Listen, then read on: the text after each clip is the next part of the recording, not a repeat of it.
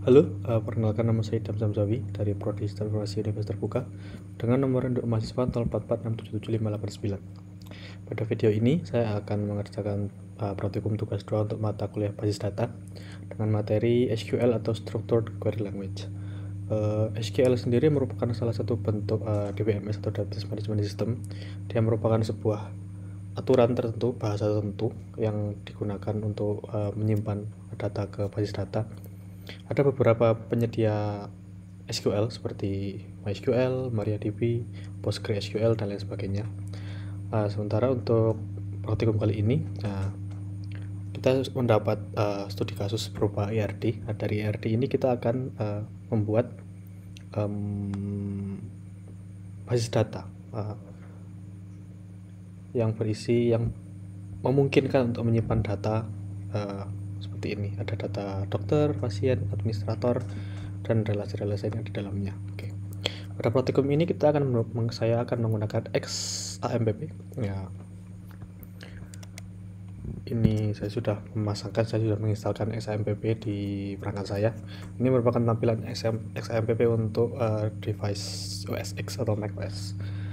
Nah, di bagian manage server ini kita ada beberapa fitur yang disediakan XAMPP seperti MySQL database, RDBMS, dan Apache. Nah, kita jalankan dulu MySQL-nya agar kita bisa menggunakan dan mengakses database dalamnya.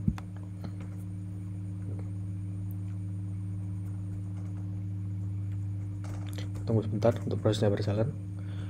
Nah, ini statusnya sudah menjadi running, kita berarti bisa mengaksesnya di peramban atau browser. Nah, ini adalah penanda kalau XAMPP server Apache-nya sudah berjalan. Nah, sementara untuk MySQL sendiri ada di bagian di sini, phpMyAdmin. Nah, bagian ini kalau sudah mendapatkan tampilan seperti ini, artinya server untuk database MySQL sudah berjalan. Oke, kita bisa mulai mengerjakan ERD untuk diolah ke basis data.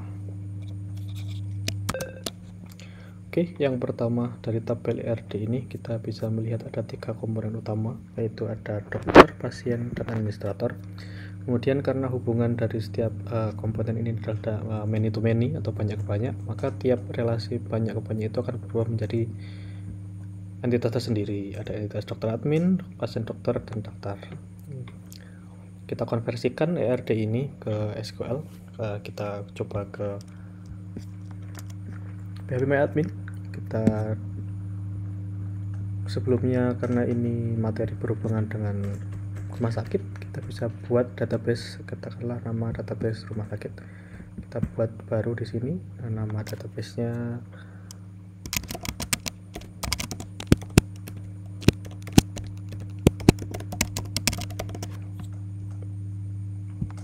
create. Oke. Kita sudah membuat sebuah database rumah sakit. Nah, namun ada cara lain untuk membuat database selain dari perintah tombol yang sudah disediakan dari admin. Kita bisa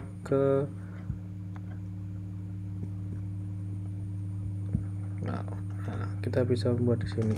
Kita bisa membuat perintah create database. Katakanlah kita membuat database dummy yang namanya rumah sakit dummy. Kita pencet go. Nah, kita bisa membuat database rumah sakit dummy, katakanlah mungkin sebagai rencana untuk backup data. Kita kembali ke database utama kita, database rumah sakit. Nah, di sini kita bisa membuat perintah tabel baru. Kita membuat tabel, nama tabel, jumlah kolomnya. Nah, kita gunakan perintah yang lebih sesuai dengan materi kita, itu SQL. Kita pencet bagian SQL di sini, kemudian kita masukkan perintah create table. Oke. Nama tabelnya dokter. Apakah benar? Ya, dokter. Dokter mempunyai data seperti ID dokter, nama dokter, alamat dokter, dan lain sebagainya. Kita mulai dari ID dokter dulu. ID dokter, nama dokter, alamat dokter.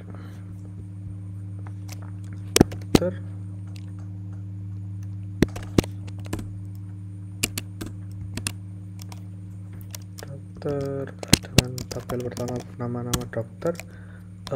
ID dokter kita gunakan sebagai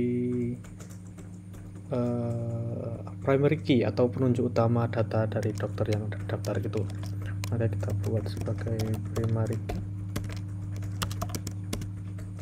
Kemudian tipenya kita lupa, kita beri tipenya integer dengan value 3 digit.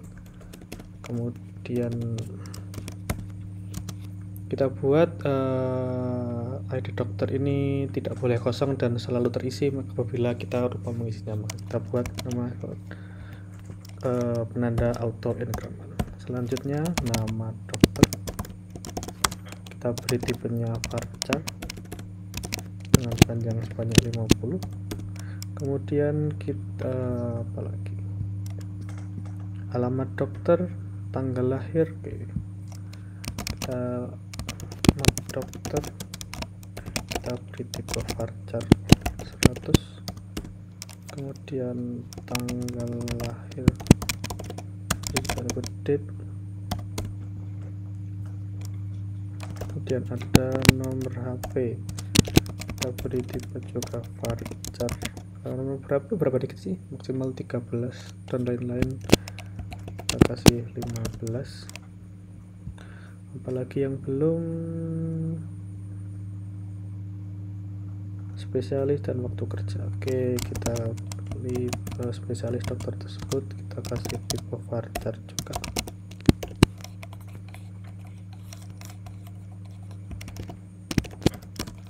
Kemudian yang terakhir adalah waktu kerja, karena kemungkinan akan panjang kita beri suatu juga. Oke, kita coba jalankan. Oke, kita sudah membuat tabel dokter yang berisi nama dokter. Di sini kita apabila kita ingin menambahkan datanya, kita bisa menggunakan perintah insert di sini ya. Namun kita sebelumnya lengkapi dulu tabelnya agar lebih lengkap. Selanjutnya kita akan membuat tabel pasien. Pasien di sini memiliki ID pasien, nama pasien, jenis kelamin, alamat pasien. Oke, kita buat create table pasien.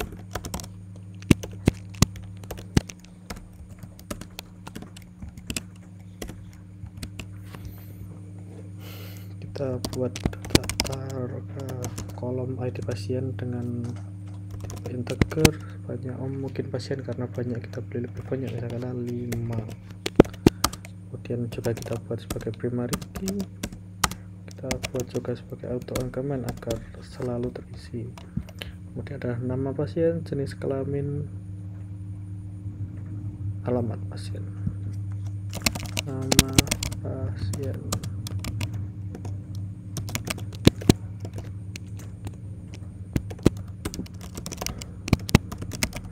Jenis kelamin coba kita buat sebagai, kita hanya punya pilihan 3 atau menu.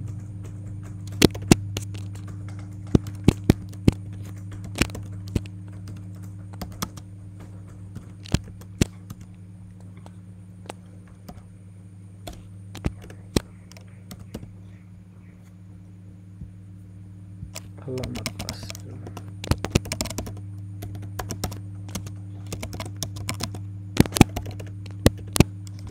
Coba jalankan apakah berfungsi. Ya, kita sudah jalankan. Kemudian lagi kita buat tabel administrator. Di sini kita ada ID admin, waktu jaga, dan nama admin. Create tabel administrator.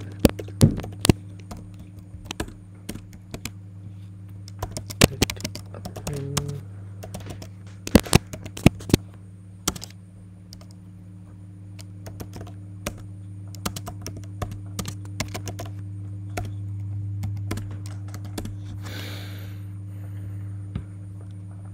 ada waktu juga dan nama admin.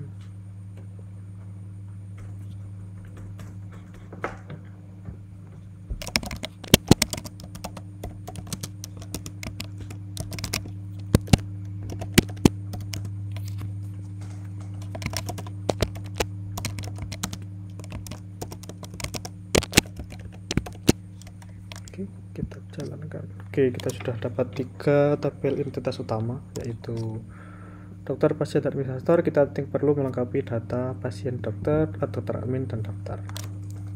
Kita kembali dulu bahwa di setiap perangkat punya 2 metode untuk bisa mengakses MySQL. Yang pertama adalah melalui server PHP MyAdmin. Di sini kita bisa mengakses tombol-tombolnya, GUI-nya, antarmuka grafisnya. Kita bisa melihat ada tombol apa saja dan kita tidak perlu bingung, semua infonya semua diberi simbol yang jelas. Nah, yang kedua adalah melalui terminal atau command prompt. Nah, di perangkat ini kita bisa menggunakan ZSH di sini seperti. Kemudian kita bisa mengakses MariaDB dari sini dengan cara berpindah ke direktori di mana xampp diinstal, kemudian memasukkan user guna MySQL. Oke. Nah, kemudian kita ke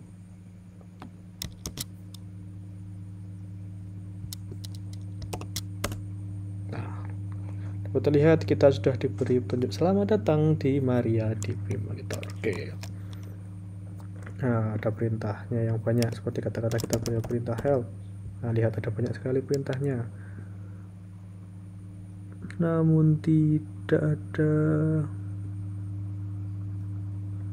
send command, tidak ada. Oke, kita coba lihat database yang ada di dalamnya. Kita bisa klik perintah show databases. Jangan lupa titik koma. Oke. Nah, di sini dapat terlihat kita punya database yang sudah kita buat tadi, database rumah sakit, dan ada rumah sakit dummy. Dua-duanya ada di sini, rumah sakit dummy. Kita coba tambahkan 3 tabel lain melalui perintah di terminal. Oke, itu dokter admin, daftar, dan pasien dokter. Oke, kita masuk ke, kita pilih database yang kita gunakan, use database rumah.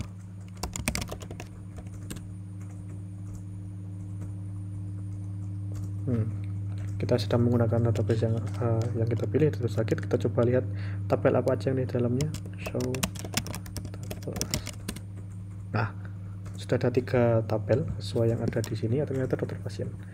Kita coba tambahkan, semoga tidak ada typo. Create table. Pasien dokter admin ada ID dokter, ID admin, dan ID data. Maka dari ini kita bisa bersebelah kalau ID data berfungsi sebagai penunjuk, maka kita akan gunakan ID data sebagai primary key dan kita beri auto increment. Oke, get table dokter admin.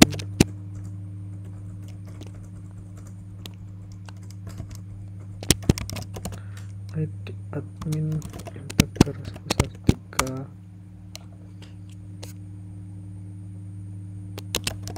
Primary key auto increment. Oke, kita ke ID dokter lt 3, ID admin lt 3. Kita beri kurang tutup dan titik koma. Oh, kita memiliki, ya kan, kita memiliki typo. Nah, kita harus menggantinya bahwa di sini seharusnya bernama ID data.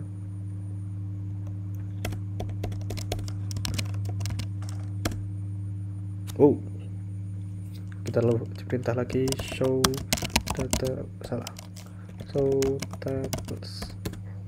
Ya, di sini tabel dokter admin sudah tersedia. kita kemudian bertambah, kita buat ID tabel daftar, create tabel daftar, ID daftar sebagai daftar int. Karena pasiennya banyak, kita juga beri data yang banyak untuk sebagai ID daftar, int 5 primary key auto increment, kemudian ada ID admin dengan data int 3, kemudian kita ingat-ingat bahwa ID pasien kita juga menggunakan int 5. Kita cek lagi show tables. Nah, kita sudah memiliki 5 tabel di sini. Nah, untuk tabel terakhir kita coba gunakan GUI atau tabel info dari PHP admin bernama datanya pasien dokter. Kita klik database lagi, kemudian kita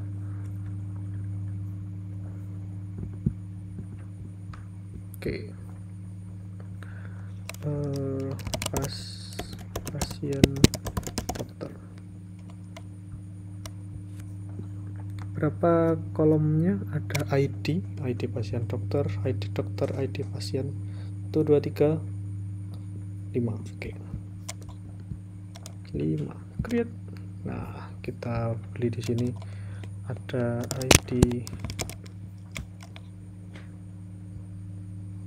ID saja.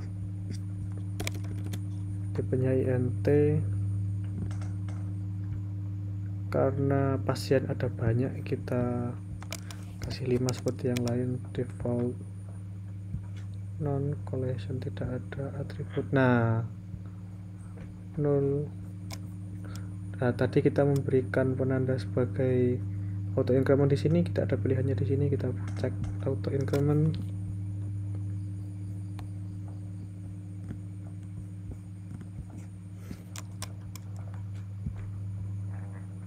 Kita cek apakah ada penanda.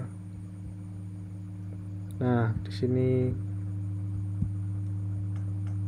ada pilihan apakah dia primary atau ini dan lainnya. Dan ID ini kita gunakan sebagai data primary. Jangan lupa kita centang lagi auto increment supaya tetap terisi meskipun kita lupa untuk mengisi. Sepertinya ada kesalahan.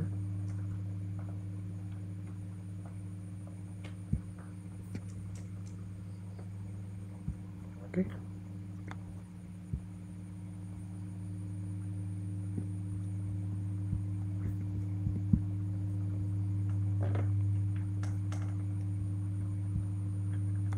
Coba kita ulangi.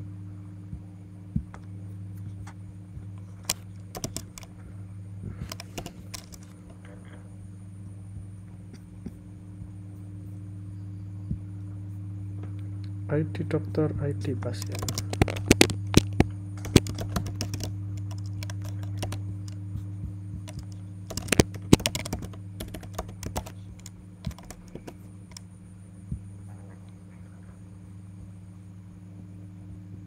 Waktu periksa dan resep.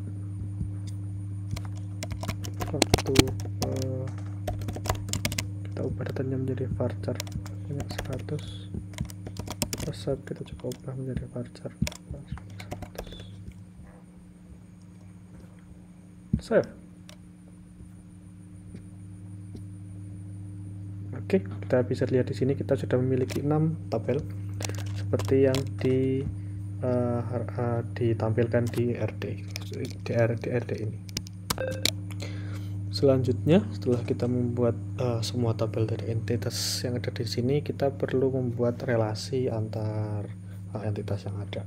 Bisa dilihat bahwa seperti misalnya tabel dokter admin itu terdiri dari ID admin dan ID dokter. Artinya primary key dari administrator itu ada admin menjadi foreign key yang ada di dokter admin. Begitu juga ID dokter yang merupakan primary key yang ada di tabel dokter menjadi foreign key di tabel dokter admin. Ya, ini terjadi karena dokter admin merupakan entitas baru yang tercipta dari hubungan many to many antara administrator dan dokter.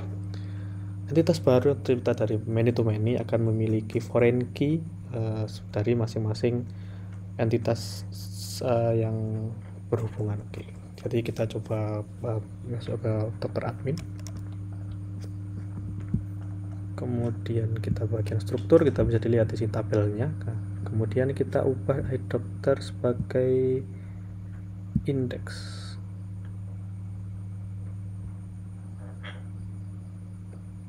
Oke. Kemudian ID admin juga kita ubah sebagai indeks. Nanti kita akan ubah foreign key di bagian relasi. Kita pindah ke daftar. Nah, struktur di sini juga ada ID admin dan ID pasien, kita ubah sebagai indeks. Kemudian ke bagian pasien dokter, di sini ada ID dokter dan ID pasien.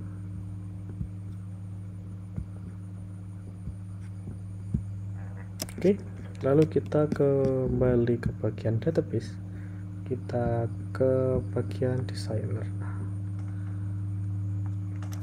Kita coba tata terlebih dahulu.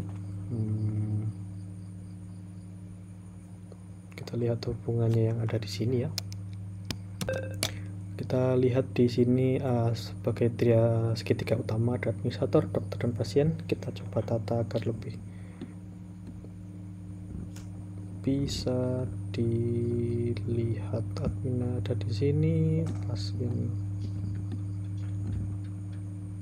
ada di sini, dokter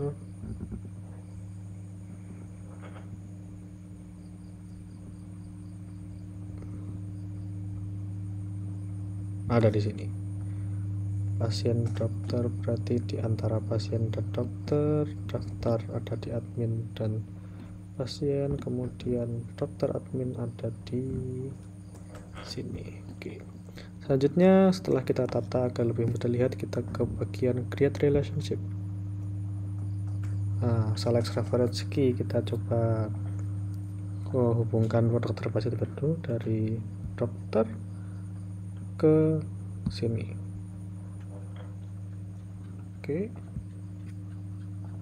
Wow, kacau sekali. Kemudian kita create relationship lagi dari pasien ke pasien. Oke. Sedikit sulit dibaca. Kita bagian dokter admin kita buat lagi, dokter ke dokter, kemudian kita harus membuat admin ke dokter admin, admin ke ID admin. Oke. Wow. Selanjutnya yang belum kita buat adalah daftar. Kita daftar adalah dari admin ke pasien ke admin. Di mana administrator? Oke, di sini. Kita create relationship dari pasien ke pasien. Kemudian dari administrator ke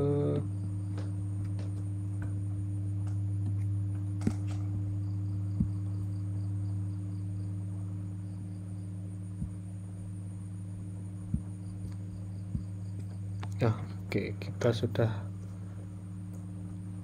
terhubung semuanya. Kita coba rapikan terlebih dahulu.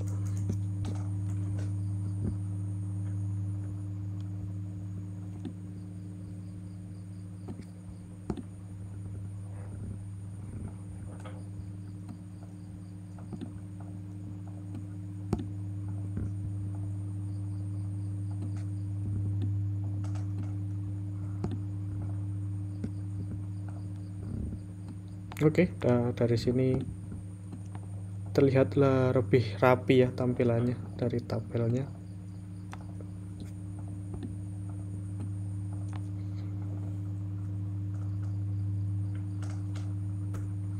Kemudian kita coba rapi ya, seperti ada di sini. Selanjutnya kita coba isikan data ke tabel yang sudah kita buat. Kita bisa ada berbagai cara untuk mengisi tabelnya. Pertama tentunya dari PHP MyAdmin, dari tombol-tombol yang sudah ada, dari GUI-nya, dari MySQL di dalam PHP MyAdmin, atau dari MySQL melalui terminal. Kita coba isikan data administrator melalui GUI milik PHP MyAdmin ya. Kita masuk ke data administrator, kemudian kita insert. Kita coba pakai SQL aja. Di sini select. Di sini ada pilihannya. Apabila kita ingin menambahkan data, kita bisa menggunakan insert. Nah, lengkap. Kita langsung ganti saja. Katakanlah ini 1. Kemudian nama adminnya kita Hasan. Waktu jaga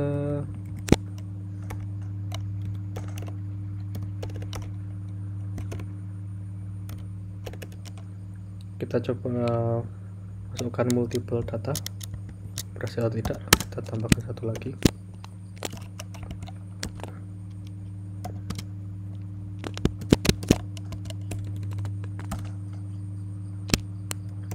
Husni, dia bekerja di jam yang sama dengan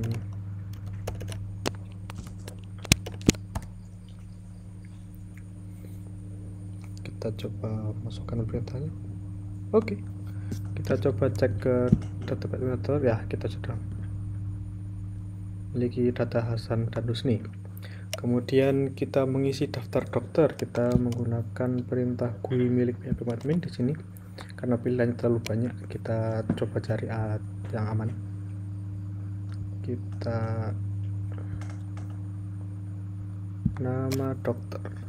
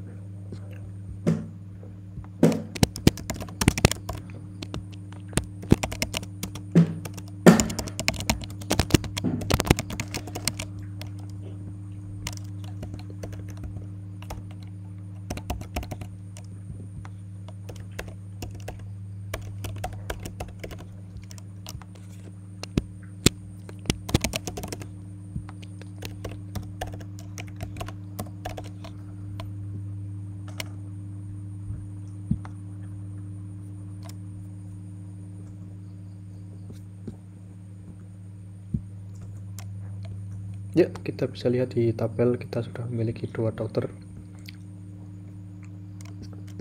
Kemudian untuk data pasien, bagaimana kalau kita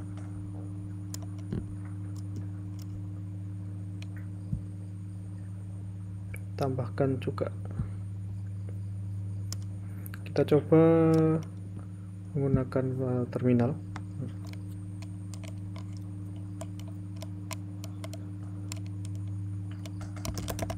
Lihat perintahnya terlebih dahulu. Kita sudah memiliki 6 tabel ada di sini. Kita coba tambahkan ke pasien. Kita bisa menggunakan perintah seperti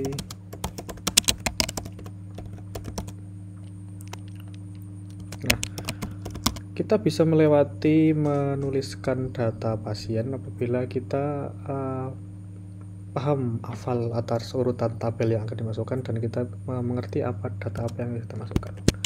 Kita coba saja satu. Kemudian nama pasiennya kita beri nama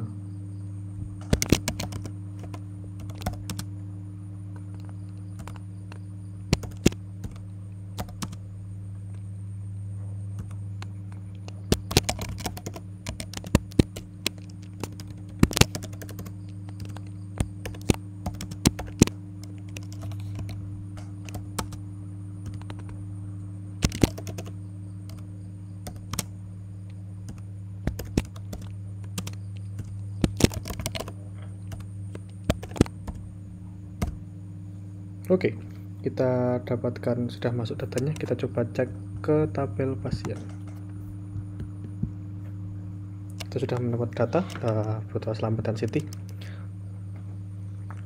Kemudian kita coba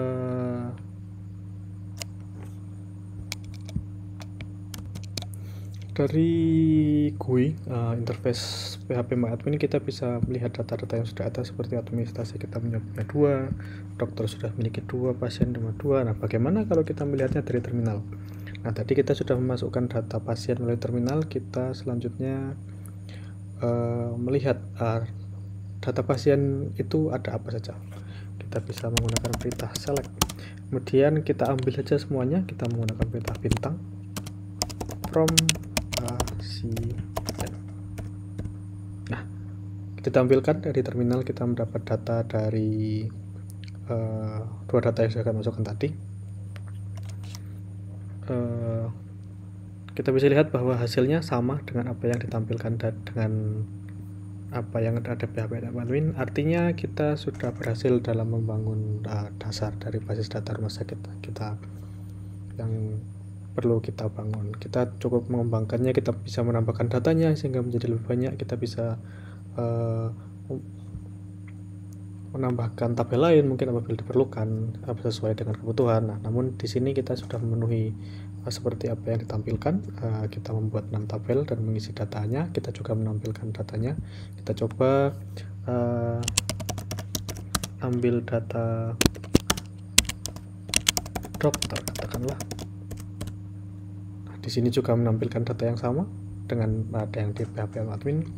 Artinya kita sudah berhasil dalam mengerjakan praktikum basis data materi SQL ini. Oke. Kalau begitu terima kasih sudah menonton video ini. Sekian.